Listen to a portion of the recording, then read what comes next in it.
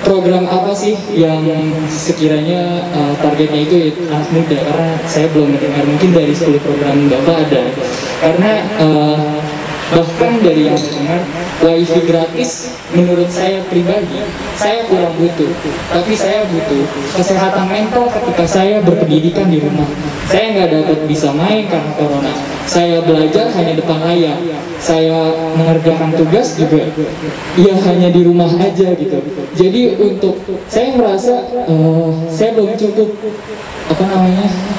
cukup puas untuk belajar seperti ini saja gitu.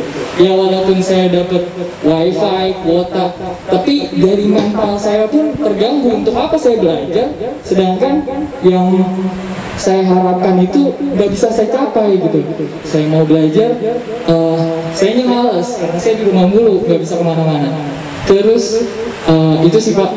Lalu menurut saya untuk target anak muda itu sangat berpotensi, karena di kondisi corona seperti ini kami sangat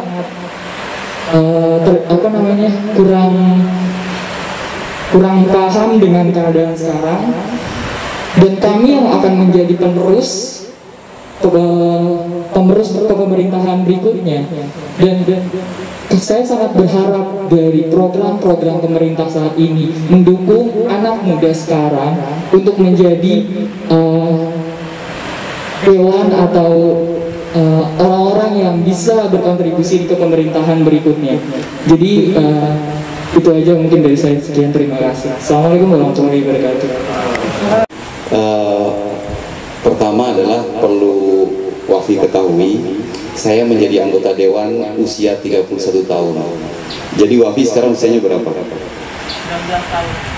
19. Oh, subhanallah. Masih kuliah berarti ya? Masih kuliah. Ya, alhamdulillah. Saya kuliah di UI, Fakultas Teknik Kimia. Dulu belum ada COVID-19 ya, jadi lebih enak. Ya alhamdulillah, walaupun bapak saya supir taksi, tapi ternyata Allah takdirkan saya sekarang seperti ini. Cukup bersyukur, apalagi kalau bapaknya Wafi atau orang tua Wafi punya pekerjaan yang lebih layak dari seorang supir taksi seperti saya. Bagi seorang anak muda itu, yang membedakan dengan orang tua adalah semangatnya. Maka Wafi harus semangat. Ya, tua itu pasti. Ya, tua itu pasti, karena terus kalau kita menjalani hidup pasti kita tua. Tapi kalau muda itu adalah pilihan. Saya usianya mungkin udah nggak muda, tapi saya tetap semangat. Itulah yang membedakan antara anak muda dengan orang tua. Ketika dia semangat, itulah anak muda, itulah jiwa muda. Harus semangat. Terus yang kedua, memang bidang pekerjaan saya di DPRD itu di bidang pembangunan, karena saya insinyur. Ya walaupun insinyur kimia, tapi saya harus ngerti tentang sampah, saya harus ngerti tentang jalanan, saya harus ngerti tentang tambang, saya harus memahami tentang transportasi. Tapi organisasi saya adalah organisasi anak muda. Saya masih menjabat sebagai Wakil Ketua Karang Taruna Jawa Barat. Saya masih aktif di bidang keolahragaan. Jadi dulu pernah menjadi wakil manajer Persikap. Ya kalau ingat sepak bola di Kota Depok itu saya salah satu wakil manajernya. Lalu Pengcap PSSI saya juga pengurusnya. Dan yang paling membanggakan saya adalah saya menjadi pembina NPCI, National Paralympic Committee Indonesia. Olahraga prestasi, tapi teman-teman kita, saudara-saudara kita di disabilitas, yang buta, yang tunarungu, yang cacat lah ya, kalau bahasa ininya disabilitas, mereka semangat sekali terhadap kondisi tubuhnya walaupun ada kekurangan. Alhamdulillah dengan mereka saya bisa memberikan semangat, bisa sampai juara dunia. Saya bawa mereka ke Korea, ke Myanmar, ke Singapura, keliling Indonesia untuk menunjukkan prestasinya. Ya insya Allah jika ada kemauan, insya Allah akan diberikan jalan oleh Allah Subhanahu Wa Taala. Dan saya hadir menemani beliau, menemani Pak Kiai Jamaat Idris untuk melengkapi kekurangannya beliau. Kalau beliau mungkin di kalangan ulama dan orang tua, saya hadir untuk menemani beliau di kalangan anak-anak muda. Jadi percayakan anak muda dengan munculnya saya sebagai pendamping beliau. Karena saya ingin mengajak anak muda bahwa anak muda tidak saja sebagai objek dalam pembangunan, tapi harus menjadi subjek dalam pembangunan. Itu sangat penting.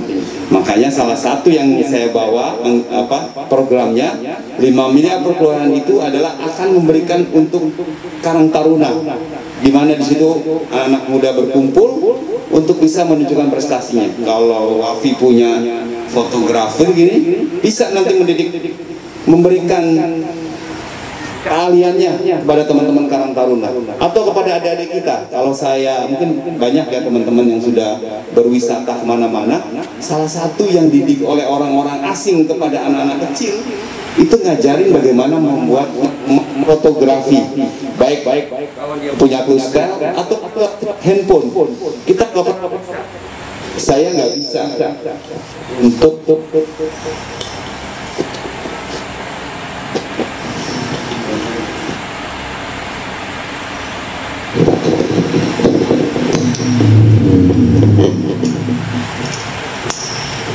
waktu itu saya diajarkan bagaimana mengambil foto yang bagus sama anak kecil, karena dia dibina ternyata sama orang-orang bule untuk menggait wisatanya cara mengambil foto yang bagus. Mereka nggak minta bayaran, tapi karena kita melihat dia ngajarin kita kasihkan 1.000, 5.000, 10.000 ke mereka. Nah, ini bisa sebagai suatu semangat kita, apa yang kita miliki kita bisa berikan.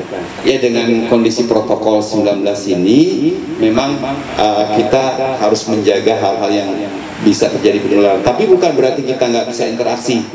Karena Satgas COVID-19 itu, ya, jika kita terpaksa atau kita harus berkunjung kepada suatu komunitas, jaga 3 hal. Ya, yang pertama adalah memakai masker, yang kedua menjaga jarak, yang ketiga mencuci tangan. Ini penting gitu.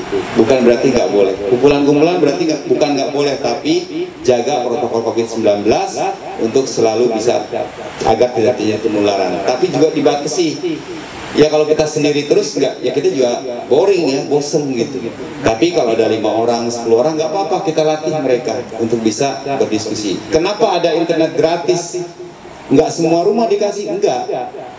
Tapi di tempat RT atau RW mereka kumpul nanti di situ. Tapi dengan tadi jaga jarak, pakai masker. Mungkin bagi Wafi nggak perlu internet gratis karena punya. Tapi banyak warga kita yang nggak bisa punya internet gratis. Itulah peran pemerintah kepada warga yang nggak mampu. Kalau bagi warga yang mampu, ya kita nggak ngasih. Tapi bagi yang nggak mampu, dan banyak warga kita masih yang nggak mampu, insya Allah itu bermanfaat bagi warga kita. Ya, ke depan apa yang kita bisa berikan untuk Kota Depok, kita berikan dengan keterbatasan yang kita miliki. Nah, untuk anak-anak muda juga kita punya program tadi 5.000 pengusaha baru. Ya, kalau ada sekarang istilahnya startup, kita buat startup untuk anak muda. Pengennya apa nih startupnya? Kemarin saya ketemu dengan komunitas ikan cupang. Mereka bisa difasilitasi tempat untuk terjadinya transaksi penjualan ikan cupang. Kalau dulu masih kecil ikan cupang itu buat diadu, satu sama yang lain, satu ekor dengan ekor yang dengan ikan cupang yang lain. Terus sekarang enggak. Itu diadunya karena kecantikannya. Jadi ketika dia ngembang itu, siripnya sama ekornya itu dinilai. Dan ternyata mereka sudah sampai ekspor ke Amerika. Dan banyak teman-teman kita yang di PHK, alhamdulillah ikutan dalam komunitas itu. Apa saja? Jualan toplesnya, katanya. Pak, ini jualan toplesnya aja udah luar biasa. Kedua, ikan cupangnya bagaimana mengembangbiakan, membudidayakan ikan cupang dan sampai ke Amerika. Begitu juga ikan gapi di Sawangan saya ketemu lagi. Dalam 2 minggu itu panen satu kolam penuh dan ada pengepulnya dan diekspor juga sampai Korea. Ya, kalau memang kita sendiri di rumah memang nggak ketahuan nih. Tapi kalau kita bergaul, insya Allah banyak peluang-peluang yang ada yang bisa kita lakukan. Begitu Wafi ya, insya Allah semangat terus. cari komunitas yang pas buat kita, kita berikan yang terbaik. Atau kita punya kemampuan apa, kita ajarkan kepada orang yang nggak bisa. Jadi 5.000 pengusaha baru adalah salah satu program kita untuk anak-anak muda.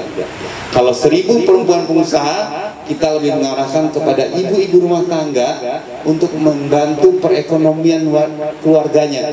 Bapak ayahnya atau suaminya di PHK atau gajinya tidak cukup, tapi dia mau jualan. Kan jualan sekarang nggak mesti di toko, di rumah juga bisa. Jual dengan online sehingga orang langsung datang, atau Gojek, GrabCar langsung datang, baik dia fashion maupun food itu bisa. Insya Allah nanti kita ajarkan bagaimana cara online-nya. Jadi yang 5.000 untuk anak muda, yang 1.000 buat ibu-ibu di rumah tangga yang akan menjadi ketahanan keluarga di dalam. Karena kota Mekah kota layak anak, kota ramah keluarga. Maka ketahanan keluarga, ibu sebagai utama di dalam keluarga, dalam mendidik anak, jangan sampai nanti terabaikan akibat bisnis. Tapi bisnis bisa dilakukan di rumah, insya Allah gitu.